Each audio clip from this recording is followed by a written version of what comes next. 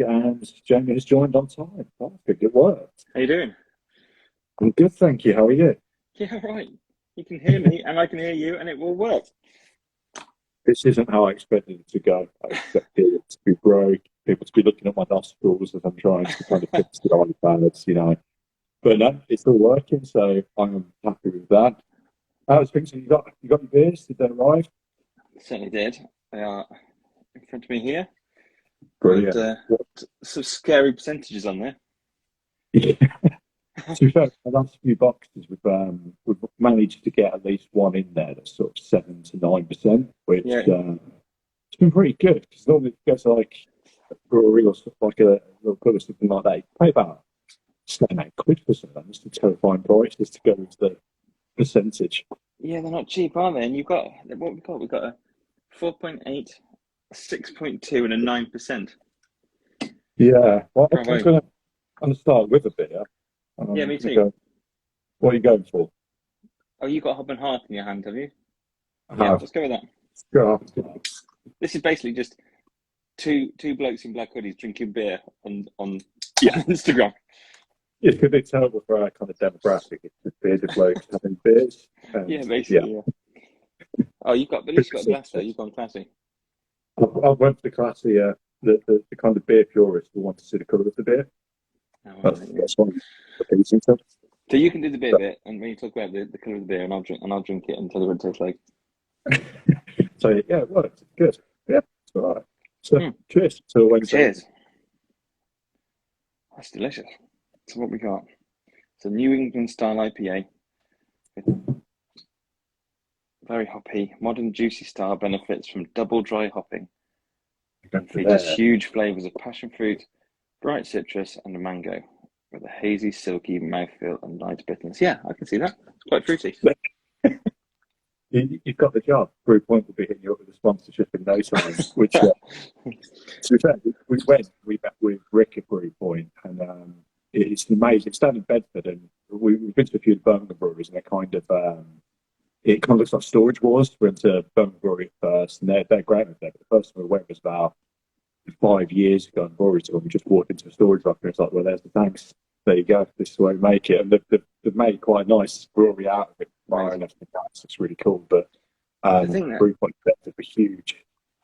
The thing I've noticed about small breweries is that the level of quality of design on the packaging is ridiculous nowadays, and it's like, so in the book world we're going to the whole spread thing, and like people are actually the spending more money on the covers, and the books are becoming like the equivalent of vinyl again, where they're it's tactile and beautiful. And I think there's a similar sort of thing with small breweries where you can have the Carlings of the world, which are have their place. But if you want to actually, if you can go and sort of buy some real lovely beers from small breweries where everything's like, even the tactility of the paper is quality. They spent money on it, and spent money on design, spent money on thinking about the whole thing. Is this you bringing a segue into the Waterstone special with the green pages? It wasn't, but I do appreciate the yeah. Some shameless promotion. Absolutely shameless. No, I was talking to a lady in Waterstones about it. That they're just like the whole spread thing is new. Like it's just coming recently. In the same way that I think the small beer thing really took off a couple of years ago, and it's just making the things that have got a bit more artistry to them. A little bit, it's like a destination, isn't it? Like you decide, I'm going to get a nice book, or I'm going to buy a record on vinyl because I want to feel it and I want to hear the crackles, or I'm going to go and get some really nice small brewery beer where everything's thought about and it's cared for. And you get the collections as well. I've seen people releasing trilogies, and when it goes on your bookshelf, it tells a bit of a story. And the same, you get these beer collections now where there's 4 of them with different labels, and somehow I do get obsessed with trying to get each of the 4 beers. Yeah, and these are nice. So where are Brewpoint? So they're in Bedford, and I'll give some Brewpoint knowledge for those that are watching and kind of just received these beers a couple of weeks ago. But they're a 4th generation brewer, which I was like, wow, that's quite impressive. So I think it was their great granddad that was initially a sailor, met a woman overseas, and that woman's dad was like, "You're not marrying a sailor. Have absolutely not. And he owned a brewery, and that was the start of proving to the facts about extra for sale, was nearly. But the whole place there, they've been in Bedford for God knows how long, and they literally have this kind of green square inside the brewery where they just pull the water straight from the earth and then start brewing it from there. And yeah, Wow. it's incredible. And they spend so much time with their beer, and they're like, I think they're calling it like a love project every month. So if you go into the brewery, there's the master brewers get to make something that the kind of general market wouldn't like. So Yeah. like, yeah, let's make a Jerry Dodgy beer, or let's make this ridiculous, I don't know, camel beer. But it's just crazy stuff that'll come out of it. I've seen some. I've got some friends who like. Well, they did have a like a like a trailer that goes around festivals, and they're properly in up, which obviously sort of was not a bit of a challenge over the last couple of years. But they just introduced me to so many of these beers, and you can just tell that each of them are like you say, it's like a labour of love, isn't it? It's It is. And I used to go around and sort of get like 5 or 6 different beers, and he just sort of randomly pulls them off. And there was some in there that were just like, you'd read it and it'd be like passion fruit. Like, I'm not drinking a passion fruit beer. That's passion fruit IPA is going to be horrendous. And then you drink and go, actually, that's not horrendous. That's amazing. That's that really well, actually. Yeah. What is have you got a favourite brewery or favourite beer at the moment? What are you drinking? I always fall back on Brooklyn beer, and I know that's not a small brewery, but it's one of my favourite ever trip was to New York when I was at university, and I discovered Brooklyn beer there, and it's the slightest sip of Brooklyn beer just takes me back to that trip. Like it's instant, and so I sort of fall back on that all the time. I do still like some of the brew dog ones, and I actually having talked about small breweries, I also like Assai, just because it's so crisp.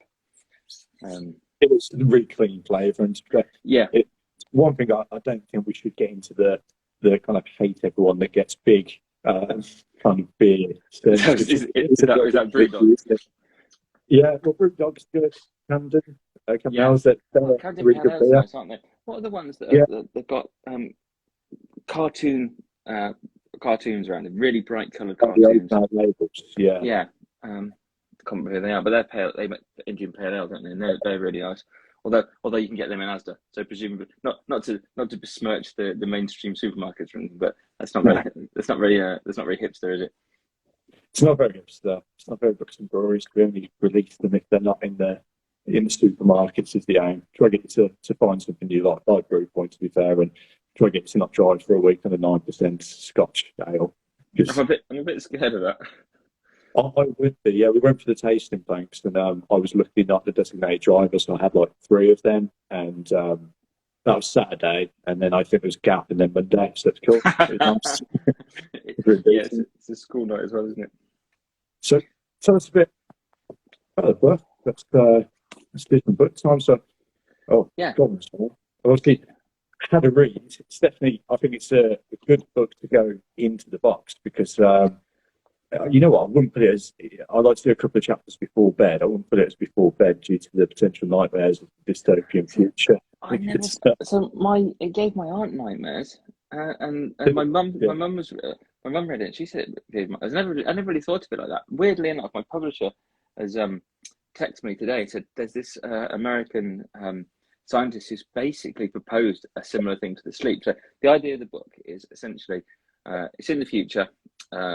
Indeterminate, not too far, but far enough that the water levels have risen, the resources have run dry, water levels have risen, and there's the governments have got together and put together a proposal which is called the sleep, which is essentially most of the population are put to sleep into enforced hibernation for 3 months. They wake up for 1 month, live their life, go back to sleep, and it's called the domino tree, so it moves around the world. So there's always somebody awake at any one particular time. And within each of the cities, there's one person who stays awake called a janitor who ostensibly looks after everybody and trades excess resources, try and get more extra resources for his or her city area when everyone wakes up. And I proposed the idea. It's like I started thinking about the most extreme version of what could actually solve climate change. And at the time, it seemed a bit ridiculous. Like I didn't think it was going to wash. I thought it was a bit too far-fetched.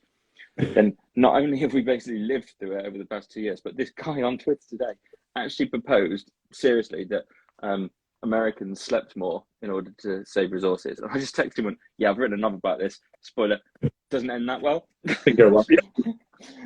So I don't know if we should do it. Not to go against sleeping a lot, because I do love some sleep. But yeah.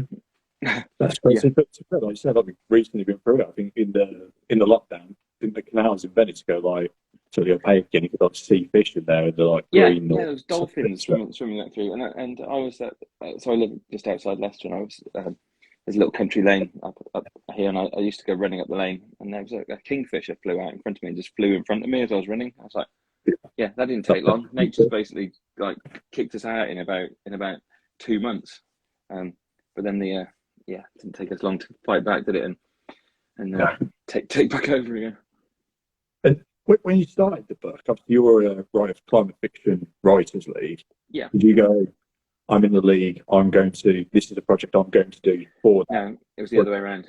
It was brought to my attention that I didn't even realise that there was a term called cli-fi, which is climate fiction related science fiction. I didn't realise that was a thing. And then somebody pointed out that I'd written a cli-fi book. I was like, oh, okay, yeah, cool. That is actually true. I have. And then I got introduced to the Climate Fiction Writers League, and it's really cool. It's worldwide. There's hundreds of members, of writers who try to use their work to raise awareness of climate change. There's some big names and there's some small names and everywhere in between. There's a newsletter that goes out once a month to sort of introduce you to the other writers' books, and we all interview each other. So it's nice. You start to get like a bit of a network going on, and really good. I was going to say, just come through that, I guess, because that was my thoughts. I was like, has he done this to scare us all? And then obviously I went like, Elon Musk is going to do this. I'm going to be asleep for months, and it's going to be all his fault. But I wouldn't put it past him. I really wouldn't. It felt very Musk, yeah. He's I'm actually. I don't know if I dare say. I don't know if I want to say this, but I've started to extrapolate the idea of from his Mars mission to just see where that could potentially go in my head. You could go in a few places, to be fair. Again, I don't think they're going to be good either. They're going to be good writing. It's going to be a good book. They'll make a good book. I just don't know whether it's going to be good for the rest of us. I mean, he'll be happy as Larry in his palace on Mars. But, no, absolutely. And a couple of millionaires over there, but I think it's going to change. Turns all the Teslas on us. like a car version of Judgment Day. Judgment Day as well. Yeah. There's a lot of these movies around, It's telling me it's definitely going to happen. There's been too many movies for it not.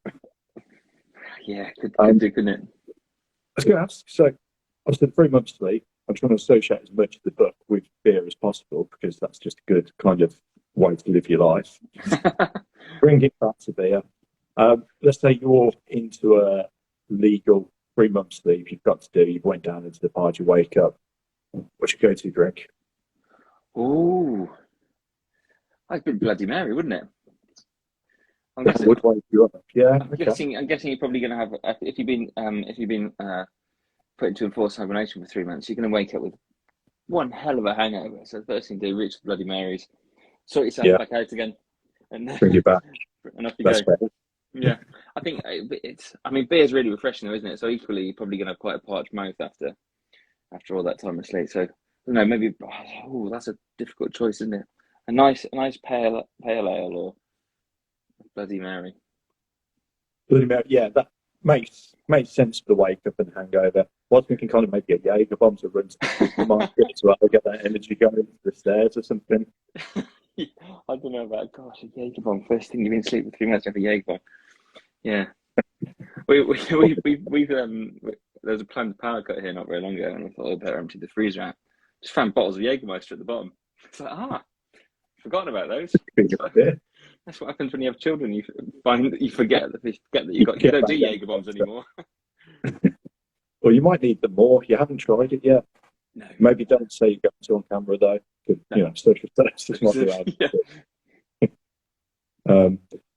As far as the books, obviously, I was going to say as well, a lot of books now are going into, it seems to be the hot topic, the Netflix, Amazon, even RTV and BBC have turned everything into a series at the moment. That seems to be the new wave, really, rather than people writing screenplays. It's let's transfer a book into it. So the question was, who would, because I know in my head who I'm casting for both, it's really strange, but who would you cast for Ben and who would you cast for pronunciation would be Peruzzi, yeah. Peruzzi. So I was always imagining it as a film, like always. It's quite a film. Yeah, and I was reading and watching loads of I was watching loads of 70s, 80s sci-fi while I was writing it. So it's that's why I really love the cover, because Heike just nailed that 70s poster. And so it was always a film in my head all the time, and right from the first page. But I do love a film, and I always imagined Peruzzi as Christian Bale. That's so weird. Genuinely, on my piece of paper, I've got Christian Bale, American Psycho. I've got Have you really? Yeah, the gym, the shower, the coffee, how he interacted with the woman. I thought it was Christian Bale, American Psycho all the way.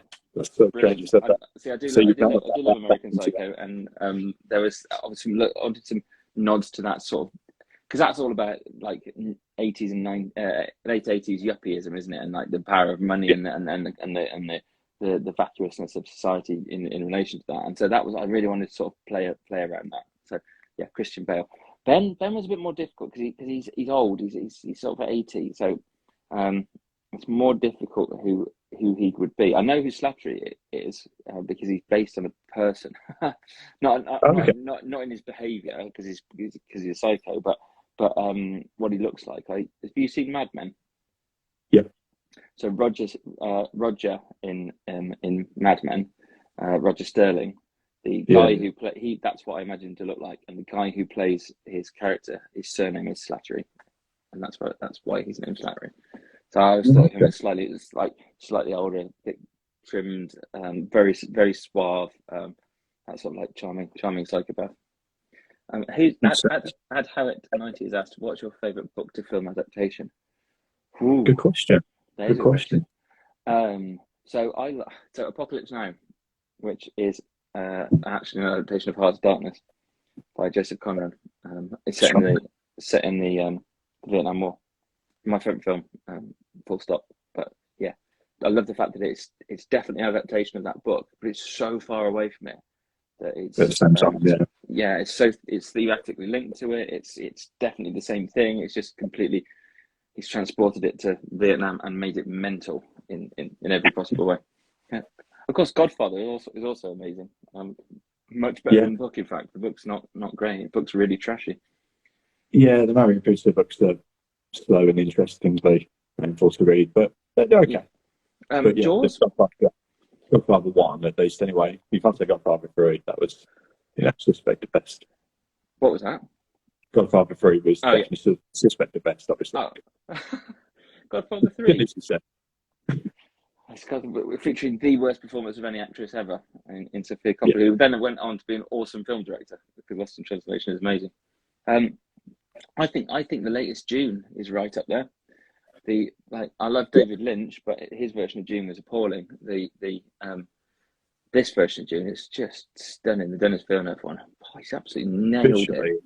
The score as well, it's incredible, isn't it? It's like saw it in the cinema, it just comes at you as a film, doesn't it? Yeah, it's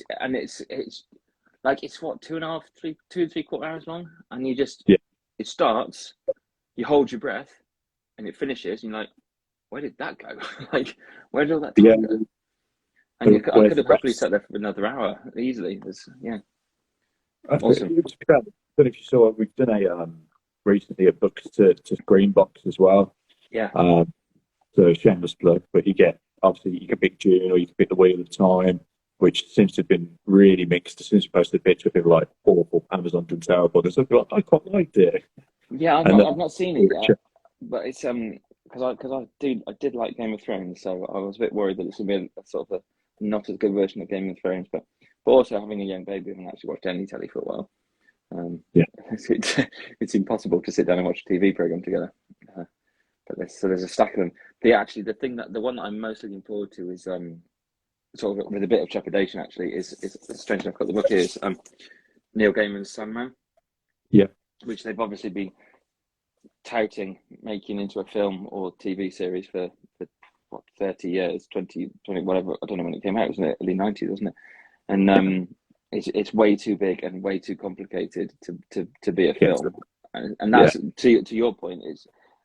There's only, I think a lot of books work better as a series because you've got bigger budgets now and longer running times, and you can be more nuanced. It can, they can.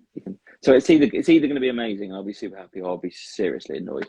So we shall I think see. it might be the second. Yeah, like you say, there's too many nuances. A book, there's so much character development, and you can't get character development solidly into 2.5 hours of more than one character. Oh, well, so it's going to be a Netflix series, so I'm more hopeful. If it was a film, I'd be worried, but because it's a Netflix series, you know, and the first series, which apparently is only going to be the first couple of books, is 10 episodes. So yeah, hopefully. He said Ready Player One. Really? I mean, I quite liked Ready Player One, but it was very Steven. I don't mean to say Steven Spielberg an insult, but it was obviously a Steven Spielberg film, and it was big screen extravaganza. Definitely. I think I enjoyed it. That was kind of one of those put on a Sunday after too many beers on Saturday, and that would be really enjoyable. Yeah. Aragon, I didn't mind actually. I don't know why Adams abused Aragon there. I think that was meant to be a trilogy actually. Not seen it. They canned it after the first one, which is never good though, is it? It's not a good start, no. But I don't know if you ever seen the sci-fi series Firefly, which was phenomenal. Absolutely loved it. Yeah. And they never aired the last 2 episodes. Well, you can get them now, but when it was first aired, they didn't air the last 2 episodes, did they? I've not seen the last 2 episodes. Didn't know that they're even available now.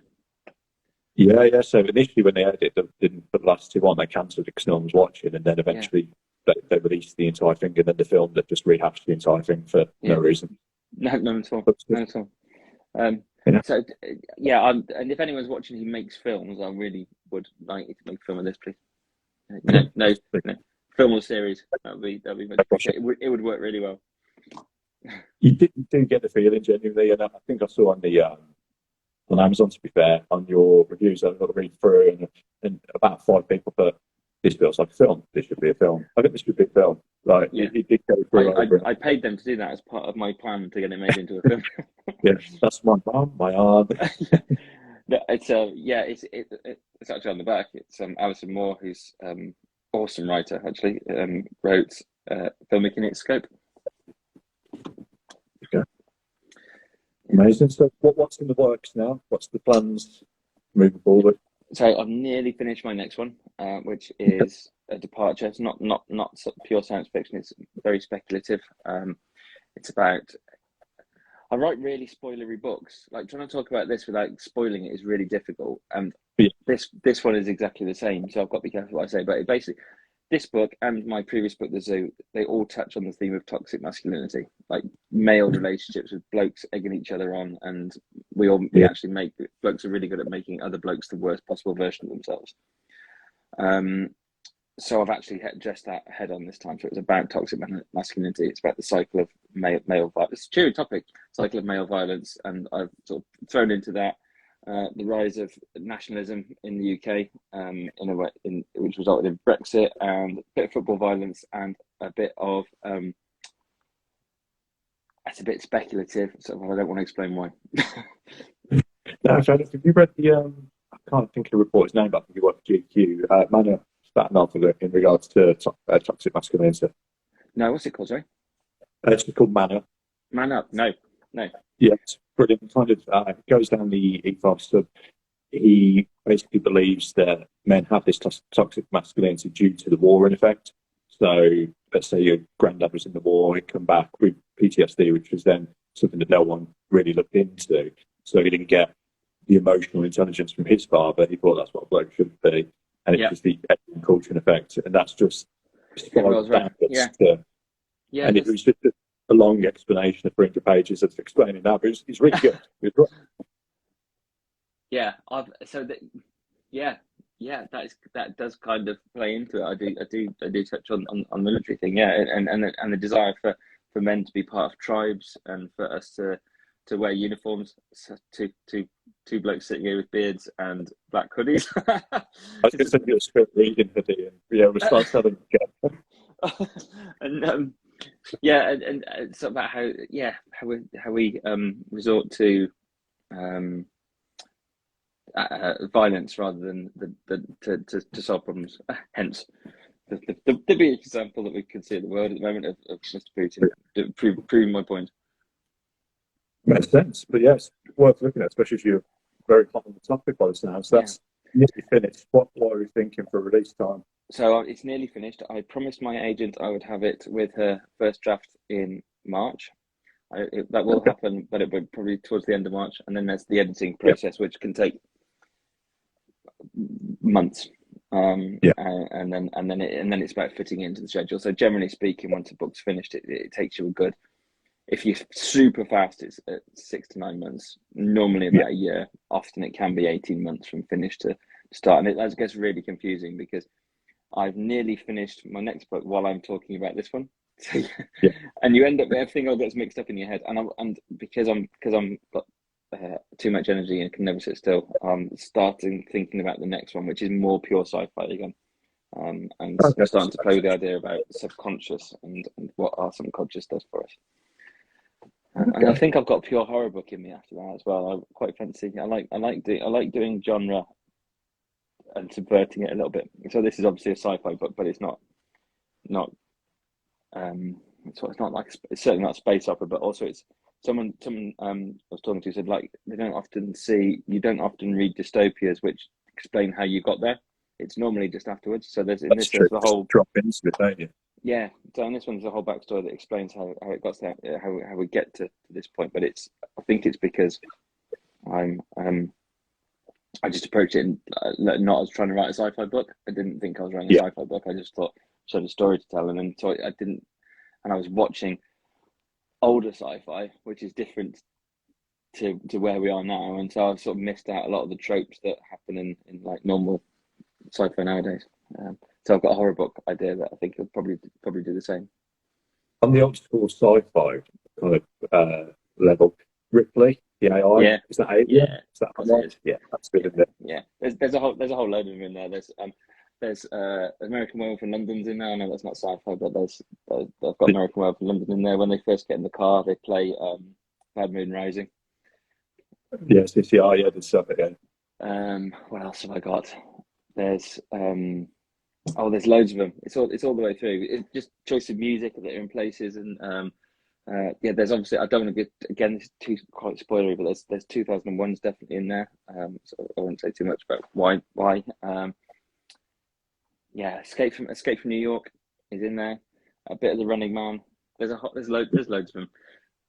You do spot little bits of it. It's quite cool to spot your inspirations coming through. So the Christian Bale thing was just really funny. So who did you think Ben was going to be? This sounds really strange. So if you imagine me imagining it as a film in my head, I pictured Ben as the cartoon from Up, the little old man. It's just this love relationship with Rose. I just pictured, the man from Up, which is, if you put that next to Christian Bale's American Psycho, that's why I was maybe close to Nightmares. It was strange. Yeah, I'm not surprised. That's mental. So, I don't know if I need to see a doctor about it. I think you do. But that's what I was picturing then, a cartoon old man. Are you on the Viennese Charm then? I've moved on now. So, again, a brew point, the Viennese Charm, a classic specialty style brew, German purity law, incorporating premium Pilsner, Vienna malts with a noble hop. I do like a Pilsner. 4.8%. And this was the beer they kind of have on basically whenever it's close to Oktoberfest and things along those lines. This is their Oktoberfest beer, in fact, which we struggle between picking with this, as you'd imagine. Really difficult trying all the beers and picking them. So what's really cool on this one is it's vegan beer. There's not many vegan beers. So we were vegan for a while and ended up going back to being vegetarian because it's just quite difficult. Like ignoring the fact that I love cheese, and ended up just like going into the kitchen and eating cheese in the middle of the night, and then and then really regretting it, like a relapsing heroin addict. My wife would come down and there'd be cheese on the floor in the kitchen. She's like, "What are you doing?" I was like, "I think there's Not cheese. then, There's not then. cheese here." I was like, "Oh, Yeah. done it again." Any beer sprinkling out. Yeah, but yeah, it's when you realise that most beer's not. It's got like fish in it to a Yeah. degree. It's very unusual to find a vegan beer. Well, Although they do take the now tannin. moving to that. It's what, sorry? A lot of the smaller breweries are now moving to that, due to the fish elements of it. Absolutely bongs, apparently. And it's just horrendous So in if you're in small a small spaces. area, it's going to be awful. It's like that. Brilliant. So yeah, I think again, it was either Attic or Birmingham Brewery Rep were like, we used to do this. We wanted to go vegan, but it was just so much easier to go vegan because it stinks. It's horrible to work with. So this is just much better. We're like, oh, cool. I can't remember why they do it. It's to do with cleaning it, isn't it? Yeah, it is. Yeah. So yeah, they're vegan as well. But yeah, a lot of the microbrewery stuff ones are. So I was going to ask, have you heard of one? We're hopefully working on one called Chapter Brewing. Have you ever heard of them? Yeah. They're like amazing, don't they? So obviously all their beers are based off books, in effect. Brilliant. So that's what we have to try and get in with. But we can only fit this size can into the box, and they have kind of this size can. So They have to make a special edition for you. yeah, special edition month. Here's some giant beers for you to go with your book that you won't make it for afterwards. But being his chum. Oh yeah, that's nice. Yeah, it's definitely Pilsner, isn't it?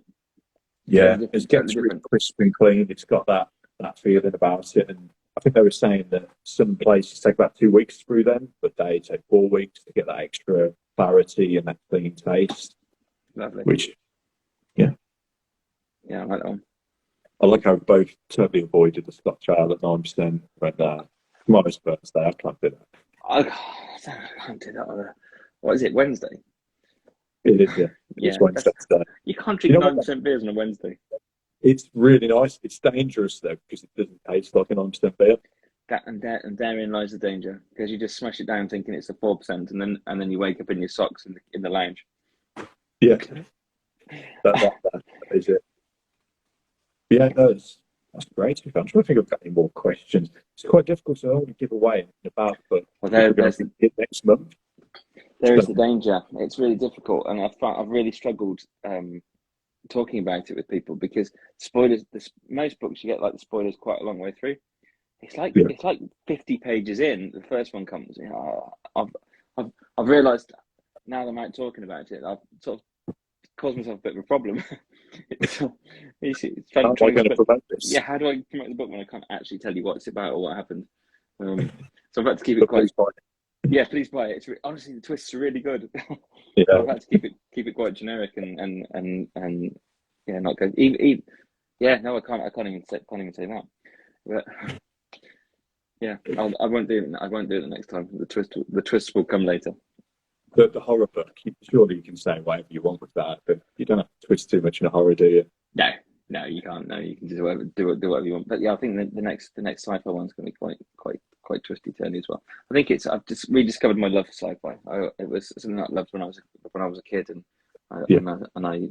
sort of when I was like 15, 16, and then I went through a ridiculous phase where I got to read literary fiction, and that's nonsense, isn't it? I think sci-fi is one of the most richest, diverse genres you could possibly get. That can actually address things on a much more intellectual level than a lot of literary fiction can. Well, it's interesting. Obviously, it is to affect your job as a sci-fi writer. Obviously, you're not a sci-fi writer by job, but you can go into any genre. But it's to look into the future and go, "Oh, what's the most positive? What's the most negative? What are these potential outcomes?" I mean, what do you think as a more real life world scenario is the most exciting thing in the kind of future, and the least and the most worrying at the moment? Ooh, that's philosophical with yeah. Well, I'm slightly concerned about the potential of a third world war, obviously. That's not the best this week, yeah. No, that's slightly concerned about. It feels like we're in the 80s again, doesn't it? I remember being taught how to hide under a desk if there was a nuclear bomb, which is patently ridiculous, but it's what we all got told on Blue Peter in class.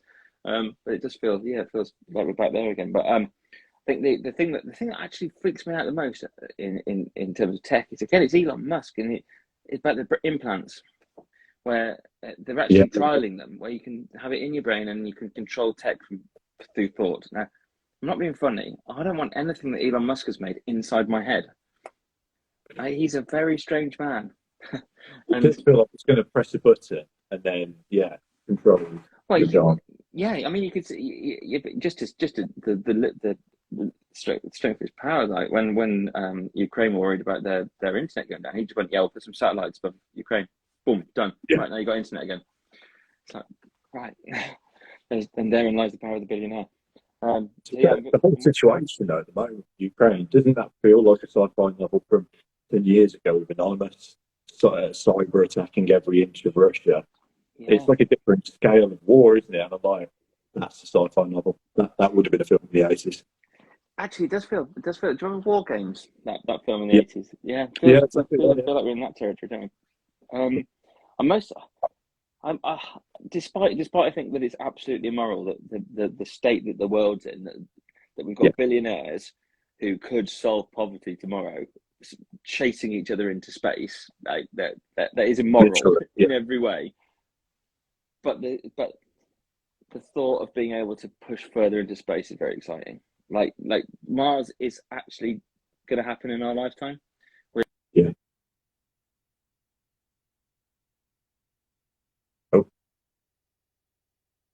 I've actually got a thing on my phone that stops me using social media after a certain amount of time, and I just hit the limit. It just told me that I've been using Instagram too much today. Too much for you. Like no more Instagram. Yeah, so that was, we missed. I was a child of the 70s, so I missed the space race in the 70s, and it was, and we missed that. And we're probably going to get the equivalent with Mars, which is kind of cool. That's exciting. Yeah, if not wrong, because all of these at a push of a button, Bezos and Elon Musk and Richard Branson could solve world poverty, but they decided actually they're going to buy boats and spaceships. But they'll make another world and destroy that one. Yeah, let's go to Mars. But it's going to happen, and it's going to happen relatively soon. I think I read that he wants to set up a nuke either side of the poles to create heat in Mars. I'm like, what? You can nuke the new planet already? Brilliant. He's not even got there yet. No, we've got that. We're going to do a small war, and then we'll go moving after the war. That'll be okay. Wow. Yeah, I think that's the thing that's most exciting. I do think what we'll start seeing is some really cool tech to deal with climate change. Yeah. And I've touched on a few. Back to the book again. See that? That's marketing there. Seamless. But I touch on some of it. I very loosely talk about some of the cool stuff that we're trying now, and as having happened in the past. There's a massive, somewhere in Scandinavia, I want to say Denmark, but I could be wrong. There's a massive kite that goes up into the jet stream that generates electricity from this kite in the jet stream, and it comes back down to Earth, which is ridiculously cool if you think about it. So they just rinsed a massive tidal concept, but that's awesome. Like perpetual motion up in the sky. So I think we'll start seeing some cool stuff happening around that, which is, and there's a term which somebody asked me the other day, and I've forgotten again, that basically is about the doubling of human knowledge. How quickly human knowledge doubles is a measure. And we're at this point where our knowledge is doubling so quickly. It's like faster and faster and faster and faster. So we're going to see some cool stuff happening. One way or another. It is weird because in my lifetime I still remember some of my best mates' home phone numbers. And I remember my parents. It's my parents. Well, it's not there anymore, so I can say it's 01952 727 621. I haven't lived there since I was, 16. Yeah. And then it went from like the brick that you carry around that would just die, and now you can do anything on your phone. Genuinely, it's better than the laptop half the time. I was watching my cousin trying to do maths. We've got a family group, Facebook group, and my cousin was just putting maths questions in, and I can't solve any of them, like none of them. And then I just Yeah. thought, what? You remember we we've basically just turned into two old blokes in a pub moaning about the youth of today now. But when we were at school, they're like, you need to learn this because you won't have a calculator with you. Actually, we do have a calculator with us at all times. There is no need for us to Elon learn. Musk has got to put it in my head. We don't Yeah. ever needed all that pain I had trying to learn maths. Didn't need to do because I can do it on my watch. But yeah, well, that's still a step too far for me. I'll get like a coffee before I go into the office or something. And someone will pay for the coffee with it. And I'm like, oh, no, I'm not quite there. I have got my pay on my watch. You're But there. No, yeah, I'm there. when you said, I was like, there. Yeah, I'm there. You're there. I'm aware that makes you look like a complete donut when you do it. No, it's weird. We're going to see money disappear soon. Like physical money. Yeah, and I don't use cash. I haven't used cash for ages. And actually because I pay on my, and this is how quickly your mind trains yourself. Because I pay on my watch, a credit card now seems archaic and a bit of a pain. Yeah, we just abandon stuff really quickly.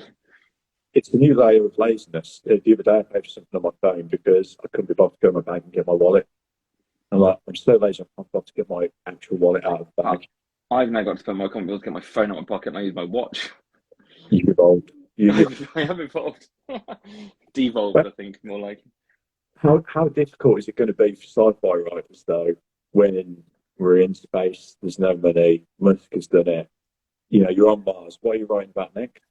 This is the wonderful thing about sci-fi, isn't it? And good sci-fi novelists, which I'm not putting myself in, by the way.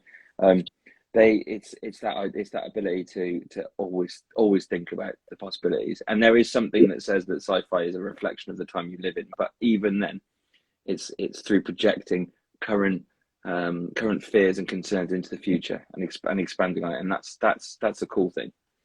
Right, and that's always been the case, like from the 60s. And actually, if you read sort of like 60s and 70s sci-fi, like like the Arthur C. Clarke's and the Ray Bradbury's and the Philip K. Dick's and stuff, they're still miles. They're still, even though 2001 is called 2001, which is unbelievably 21 years ago, the stuff he talks about is still futuristic. Well, have you seen? It's really interesting, actually. The film Demolition Man, Wesley Snipes. In that film, there is so much stuff that's happening, and sort of my cat's luck is making a guest appearance, but still, it's going to happen to me soon as well. And I've got a black cat; he'll turn up in a minute as well. Looking in the camera as well, too far. But Demolition Man, they pretty much drive in the Tesla with the big screen in the middle, talk to people. And there's like 15 things. I read an article on it, and everything is exactly as it is now, which is terrifying. What year was it set in? That's a really good question. I think it came out in 91, but I don't know what year it's set in. And it was probably set around now, wasn't it? Wasn't Blade Runner set in 1999 or 2000 or something? But we've already been past the year when Blade Runner was set. Actually, Blade Runner is probably the best adaptation of a book. That is very good, to be fair. Because it's not a book, it's a short story, isn't it? It's Do Androids Dream of Electric Sleep by Philip K. Dick. But it is just probably the most perfect, well, depending on which version you watch, but the most perfect and probably influential sci-fi film. No, definitely. I've seen someone put, what are we drinking? So we'll answer the question. This is last month's beer from Brew Point in Bedford. That was in the February box. I've got 2. And then we've got the one that we're scared of, but we won't touch. It's the 9 cents. It's got a shadow. It's for a dark evening. He's not but yeah, not tonight. Not tonight. I've got a meeting at 9 o'clock in the morning. But I've also got to take my daughter to school, so I'm not sure turning up looking. You just drive really quickly and happily it'll be okay. Social service are watching. That is not going to happen. Yeah, but that's great. I'll let you go and have the rest of your evening. But generally, really appreciate you taking the time and to spend some time. This is the March book for sci-fi fantasy that's going to be in there. Pick sci-fi fantasy, get this. Then pick a drink: gin, rum, whiskey, or beer. And it won't be these beers. This is the February, so we're going to have a different one in the March. But you can order those up until the 10th of March, and that's the end of this cycle, and you'll receive it by the end of March in the post. I think everyone should do it, because let's face it, it doesn't get any better than books and beer, does it? It doesn't get any better. And you get to go to bed thinking that American Psycho Christian Bale was kind of knocking around with the bloke from Up. I'm not thinking that. I'm not going to think that. What a better mix. So that's brilliant. Really, really appreciate you taking the time to have a chat. And honestly, really amazing. And all the best on the next one. I can't wait till it comes. Thank you, mate. And thank you for choosing my book. Yeah, by the sounds of it. Can't wait. Cheers, mate. Brilliant. Take care. Speak to you soon. Cheers. Bye.